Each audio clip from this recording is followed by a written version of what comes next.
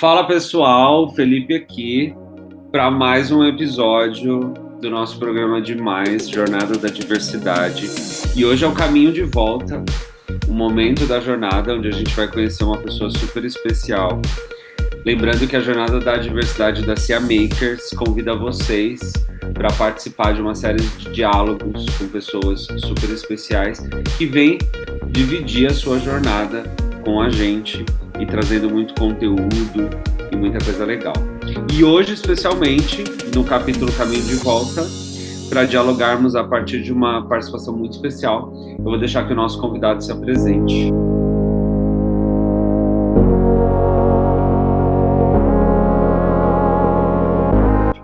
Bem-vindo. Obrigado, Felipe. Bem, temos de apresentação. Sou o Orlando Rock. Tenho várias fachadas de papéis que acabei representando ao longo dessa minha vida. Então, posso dizer alguns deles que me ajudam a me definir enquanto pessoa, né? Mas o fio condutor nesse período todo foi sempre a busca pelo conhecimento. Me tornei um administrador, me tornei também um engenheiro, busquei umas especializações, a ânsia pelo conhecimento me levou a um mestrado, o mestrado me levou a um doutorado, o doutorado me levou a um segundo doutorado no exterior, que me levou a um pós-doutorado, e assim foi a minha trajetória de um ponto de vista acadêmico. Mas todo o caminho, acho que o que estava sempre presente ao longo disso tudo era aquilo que eu já falei para Felipe há bom tempo atrás e continuo falando, né? Está o sonhar. Né? Se eu não me vejo lá, como é que eu posso chegar lá? Então, sempre nessa trajetória, eu sempre me via lá, antes de começar a trajetória. E isso é o que me levou a ser quem eu sou hoje. Fui um executivo de empresa, depois tornei-me um professor, hoje sou um empreendedor, tenho a minha própria empresa e continuo na ativa até agora, mesmo já passando da casa dos 60. Este sou eu. Uau! Esse episódio especialmente, né, que nós o convidamos e estamos muito felizes de você estar aqui com a gente. É um episódio que a gente quer dialogar sobre testes físicos e mentais, né? Que as pessoas vivem em jornadas como a sua para se transformar. Quando a gente ouve todo esse caminho, a gente já consegue deduzir quantos desafios não aconteceram aí no meio do percurso. Então, de antemão, eu quero te agradecer muito pela generosidade em compartilhar isso com o nosso público, com todo o público que consome os conteúdos da CIA. Bom, como que você enxerga as mudanças nesses diferentes períodos que você viveu? A sua visão traz uma perspectiva de diferentes tempos. Né? Como foram essas mudanças para ti? Olha, na, na minha adolescência, e quando eu terminei o colégio e entrei para o curso superior, lá na década de 70, final da década de 70, entrei para o curso superior em 77. Ah, o nosso sonho, a nossa alegria era tornar-se um funcionário de uma grande empresa. E quando eu terminei o meu curso superior e fui para o mercado de trabalho, e era muito mais fácil de conseguir uma colocação, até por conta que o número de pessoas com formação superior não era tanto quanto nós encontramos nos dias de hoje. Né? Então, fui trabalhar nas empresas Klabin, papel e celulose. E lá era a maravilha, era o sonho, faço parte de uma grande organização, entrei para o setor de informática, trabalhando com computadores de ponta, era o sonho. Mas, com o passar do tempo, a sede por conhecimento é algo que, às vezes, você nem sequer consegue definir como que ela brota dentro do ser, né? E eu comecei a me sentir um pouco incomodado só com aquilo. Eu falei: deixa eu buscar mais alguma coisa. Eu acho que eu tenho uma boa bagagem e dá para me arriscar um passo maior e vou para uma empresa americana. Então, deixei a Klabin, fui para a empresa System Software Associates, SSA, onde eu tive uma breve passada, até porque, por conta dela, me surgiu uma oportunidade numa empresa que, na época, estava se tornando o sonho de consumo de toda pessoa que atuava na área, que era a empresa alemã SAP. E então, entrei para a SAP como consultor na área industrial, e como eu já vinha com uma bagagem de mais de 10 anos de experiência na indústria Klabin, papel e celulose, eu fui atuar justamente no segmento das indústrias de papel e celulose, pela SAP. E lá tive a oportunidade de travar contatos com muitas pessoas, mas ainda tinha aquele lado da empresa. Foi aí que, numa dessas conversas com o então meu supervisor, na época, um israelense, e ele me fez algumas colocações. Eu falei: não, não quero isto para a minha vida, eu quero mais. Ficar como um consultor, tornar-se um gerente de consultoria e ficar. Não, não. Surgiu uma oportunidade, um convite nessa ocasião, para que eu pudesse dar uma guinada, deixar o mundo empresarial e mergulhar no mundo acadêmico. Foi quando a Uninove me fez um convite, que foi um convite surpresa. Eu não imaginava um convite daquele para assumir, para quem nunca tinha posto o pé como docente dentro de uma instituição de ensino, eu já recebi o convite para atuar como coordenador de um curso de administração. Então, já pulei etapas e era nessa época que eu estava naquela encruzilhada. Ou eu aceito trabalhar num projeto em Bogotá, eu peço a conta da SAP. Mas se eu fosse para Bogotá, algumas coisas como os meus valores familiares iriam se comprometer. Como que eu poderia ficar 3 meses longe de casa, deixar minha esposa durante 3 meses para ficar em Bogotá? Sem chance. Então eu falei, e outra, e o mundo acadêmico estava, é para lá que eu vou. E fui para a Uninove, deixei a SAP, assumi o desafio de me reinventar agora como um professor e coordenador. Nunca tinha posto o pé na sala de aula como professor, só como aluno, e agora lá estava eu assumindo uma coordenação e assumindo algumas aulas. Foi fantástico, foi uma experiência que, olha, foi o que determinou o curso da minha vida até a minha aposentadoria. Eu não posso deixar de fazer essa pergunta. Como é que foi fazer todo esse trajeto sendo um homem negro numa sociedade racista? Isso em algum momento te impactou ou como é que foi? Olha, por incrível que pareça, eu nunca sofri nenhum tipo de preconceito com relação a essa questão. Mesmo durante o período de ensino fundamental, ensino médio, ensino superior, eu acredito que isso talvez se deva ao fato de que eu sempre me coloquei entre os 5 primeiros alunos da classe e gostava muito do diálogo, do entendimento e tudo mais. E E isto em mim foi tão forte que o aspecto ligado à questão de cor de pele, a questão racial, coisas do gênero, nunca foi sentido. Em partes, isto eu também devo ao meu pai. O meu pai, ele se preocupava muito com os filhos, mas de um ponto de vista de formação. Eles falavam: filho, vocês não têm que estar, vocês têm que ser.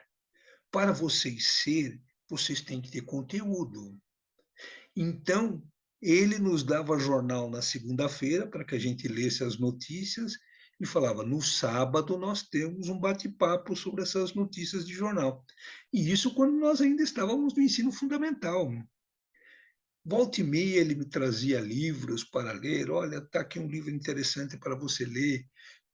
Um livro que tratava desse tema que ele me trouxe, o título era Bantu, a escrava de Senhor. Foi tão forte aquilo que, mesmo já tendo passado uns 50 anos que eu li esse livro, eu ainda me lembro da introdução do livro, onde falava que, rodeada de velhas jabuticabeiras, a casa grande cor de ocre não encobre com sua decadência o período de opulência, quando nela viveram os primeiros senhores. O belo solar, outrora um recanto acolhedor pela fidalguia dos seus donos, foi com o passar do tempo, e aí vai. Então, é algo que me marcou muito. E ele nos cobrava muito isto. Quando eu terminei o ensino fundamental, que fui para o ensino médio, eu fui fazer um curso técnico, que era o meu sonho. Eu gostava desse lado de eletrônica, tudo mais. Fui para um curso técnico. Aí lá veio meu pai com mais livros. Falou: agora que você entrou no curso técnico, eu trouxe um livro aqui que você vai adorar ler. Falei: nossa, deve ser da área, deve ser sobre máquinas, equipamentos. Quando eu abro o pacote, o que era o livro? Poesias de Cassimiro de Abreu. Num primeiro momento, aquilo foi um. Falei: pai, não estou entendendo. Ele falou: olha, a formação técnica você vai ter na escola, isso eu não tenho que me preocupar, mas você tem que ter uma formação humanística. Você não pode ser apenas um técnico, você tem que ser um ser humano. E mais uma vez, esse livro também me marcou bastante. Eu me lembro, inclusive, quando eu lia a poesia A Valsa, tu ontem na dança que cansa, voavas, dançavas com as faces em rosas formosas de puro lascivo carmim. Quem deras que sinta as dores de amores, quem deras que sintas eu vi. Então, tudo isso ajudou a ter uma formação que fez com que esse meu lado de ter conteúdo sobrepujasse todo e qualquer outro tipo. As pessoas ficavam um pouco mais impactadas, né? E entrava no diálogo, conversava, a gente trocava ideias, e aí esse aspecto de preconceito e tudo mais nunca não foi sentido. E da questão do etarismo, né? Você, né? E eu me refiro a você como você, porque você para mim é muito jovem, espírito. E como é lidar hoje com o mercado de trabalho, sendo um 60 a mais, empreendendo? Quais são os desafios nesse tema? Olha, isto é algo que eu também fui descobrindo ao longo do tempo, inclusive isto começou lá na academia. Há mais ou menos uns 10 anos atrás, eu percebi que haveriam mudanças, as tecnologias estavam caminhando de tal forma que muitas questões do espaço que nós ocupávamos, talvez ele não continuasse sendo. E foi o que aconteceu com a explosão da educação à distância. Então, eu já comecei a me preocupar com isto. Eu falei: olha, isto somado com a questão de que, queira ou não queira, por mais que a gente se sinta mentalmente jovem, o corpo já não é mais o mesmo, né? aquilo que poderia varar noites em claro, estudando, lendo, hoje já não é tanto assim, já o soninho já chega com mais força. Então, eu sabia que esses tipos de situação aconteceriam. Então, qual foi a saída? Eu vi que uma das principais saídas, e é o que eu recomendo, é o empreendedorismo. Eu não tenho que me preocupar com o emprego, eu tenho que me preocupar com o trabalho. Este tem em abundância. Emprego, talvez nem tanto, mas trabalho, eu nunca fiquei sem trabalho. Fiquei sem emprego, mas não sem trabalho. Quando eu saí da FMU, encerrei minha atividade como professor e coordenador lá do programa de mestrado. Num primeiro momento, veio aquele, vamos procurar uma outra instituição. Eu falei, quer saber de uma coisa? Não vou procurar instituição nenhuma. Eu acho que isso veio numa hora bastante oportuna, foi final de 2019, logo depois veio a questão da pandemia e tudo mais, e as pessoas em casa, e valores de hora-aula despencando.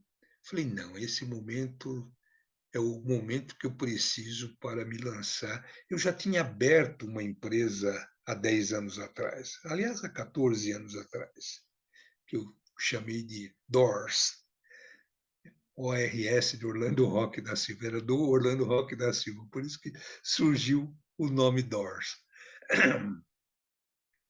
Eu entrei para o mercado de projetos, que está cheio, tem muita gente. Então, de lá para cá, eu só trabalho via contratos. Faço contrato aqui, faço contrato ali, entrego os meus projetos. Tem, em termos financeiros de remuneração, acabou ficando até superior ao que eu tinha de como remuneração na condição de professor e coordenador, mas com uma flexibilidade de horário, uma facilidade de trabalhar em casa. Então, não passei por nenhum problema nesse sentido, mas eu me preocupei com isso lá atrás e me preparei para me tornar um empreendedor. Falei, já Sim. está na hora de eu deixar de ser escravo desse mercado.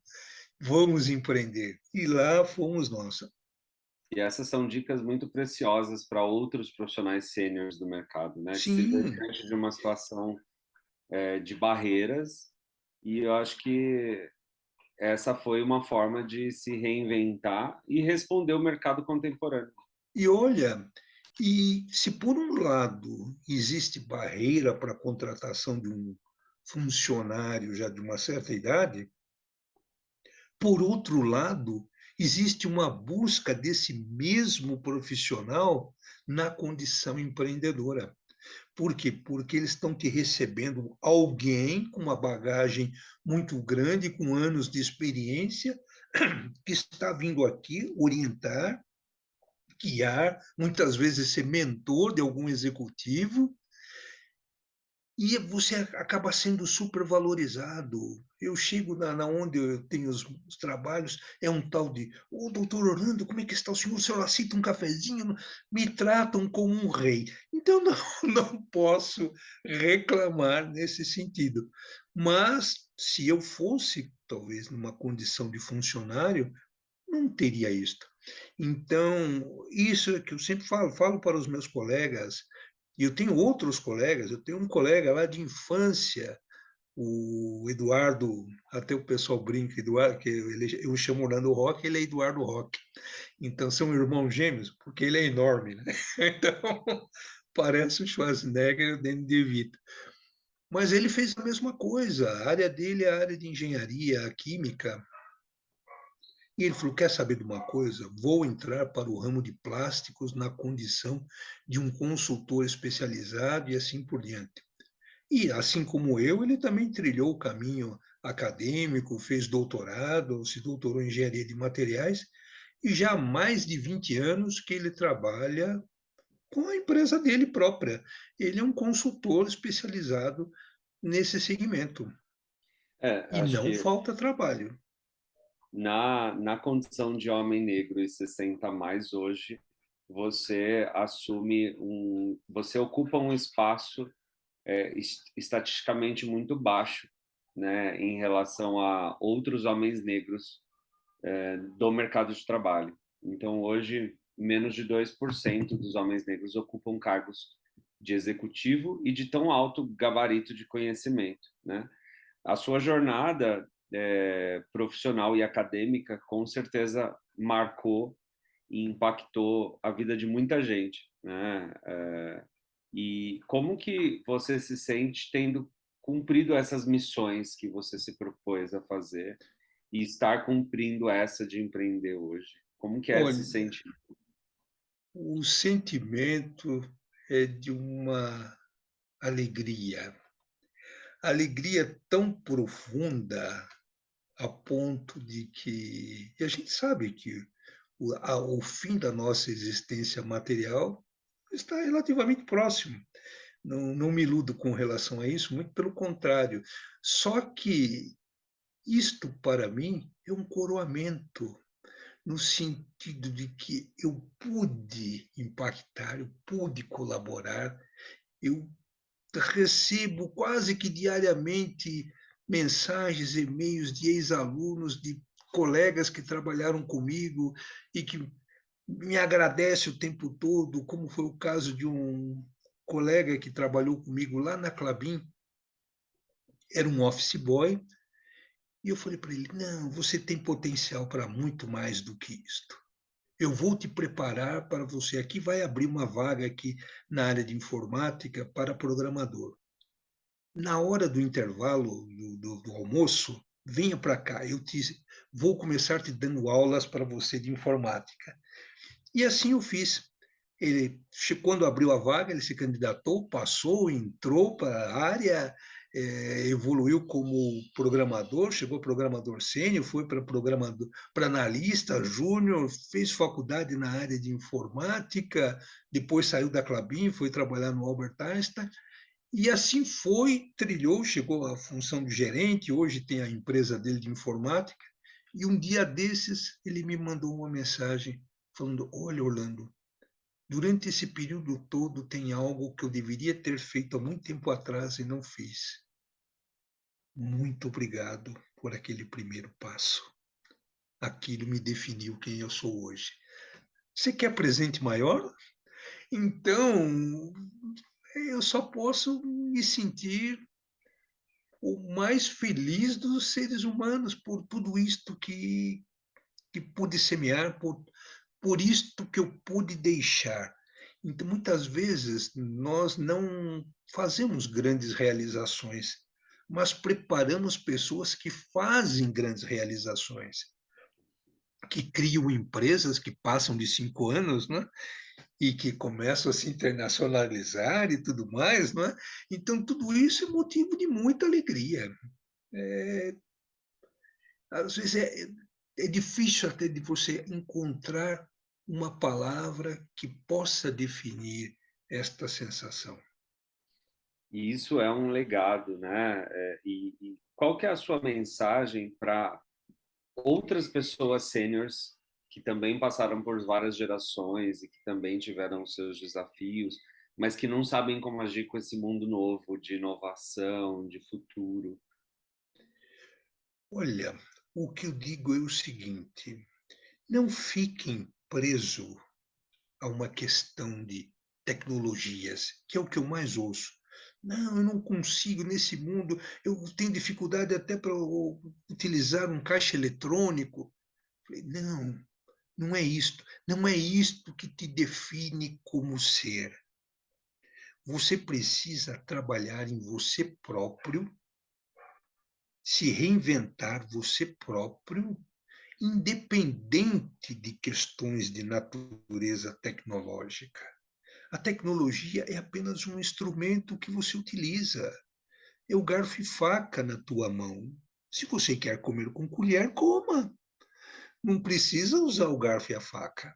Mas o importante é que você tenha plena consciência de quem é você, o quanto é que você tem de valor e se sentir feliz com aquilo que você realiza. Isso é imprescindível. Não faça aquilo que te desagrada, faça aquilo que te encha de alegria. Se aquilo te agrada, deixa de ser trabalho, passa a ser um prazer. E você ainda é remunerado por esse prazer. Não é o que os jogadores de futebol fazem, brincam no campo e ganham milhões.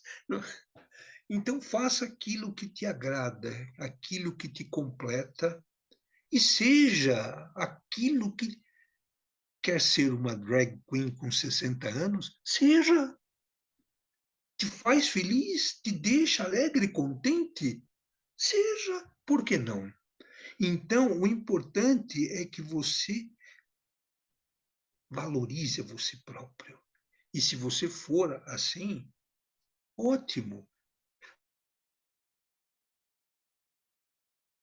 Mais de anos, que a última vez que eu encontrei com ele, não é uma pessoa muito chegada, mas a gente se conhece, se cumprimenta. Mas a última vez que eu estava no fórum, falei, mas é ele? As pessoas, é ele. Eu estava de salto alto, brinco, colar, batom, um vestido muito elegante, por sinal. Ele está se sentindo bem feliz? Ótimo! Mas ele é respeitado como profissional? Muito, pela sua competência. Se você é competente, se você se respeita a si próprio, os outros não têm por que não respeitá-lo. Então é isto que eu digo. Seja você, valorize você, sonhe e acredite que esse sonho será materializado. Muito obrigado novamente pela sua generosidade. O seu legado com certeza vai impactar muita gente ainda, né? Eu pessoalmente agradeço por tê-lo na minha vida e na minha cabeça constantemente, né? E eu sempre o levo no coração para onde eu vou, né? E, então eu vou te levar para muitos lugares ainda. Ah, É, eu não deixo de pensar no Felipe lá na pizzaria, sonhando o que que eu vou fazer, meu Deus, não estou bem nessa empresa onde eu estou, o que que eu faço? pois é. Felipe, você tem um potencial para fazer muito mais do que ser apenas um funcionário dessa empresa. E não me enganei. Fico feliz por isso. Mestre, muito obrigado pela sua colaboração nesse diálogo. Com certeza, esse conteúdo transcende a nossa jornada para muita gente e que a gente consiga também que muitas pessoas criem consciências a partir dos insights trazidos aqui. Muito obrigado, obrigado pela participação. Toda vez que precisar, é só ligar. Bom, obrigado a vocês, nossa audiência que nos acompanha, que curte os nossos conteúdos. Não deixem de compartilhar o programa de diversidade A Jornada Demais em todos os seus canais, para todos os seus amigos. Sigam @CeaMakers em todas as redes sociais e não deixem de maratonar nossa jornada. O nosso programa existe para lembrar que todo mundo pode ser demais. E equipe diversas inovam mais. Muito obrigado.